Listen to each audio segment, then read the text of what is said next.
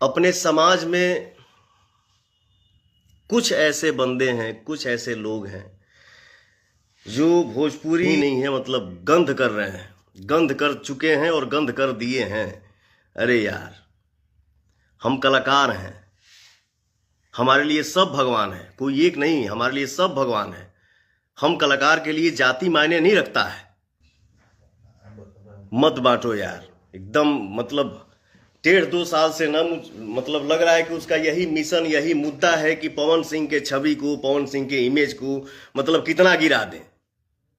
जय भीम दोस्तों, fans new video बना और वीडियो पूरा लास्ट तक। जी हाँ दोस्तों, आप सब पावर स्टार पवन सिंह के चिन्हिए रहोगे। जी हाँ दोस्तों, चमरान स्टार विकास राव के गाना को लेकर फैंस से विवाद छड़ा है। जी हाँ दोस्तों, चमरान स्टार विकास राव के गाना चोरी करके गा दिया और ऐसा ऐसा बहुत गिली जाओ पवन सिंह के कमेंट में आप लोग समझ रहे हो कि आप लोग शेयर वीडियो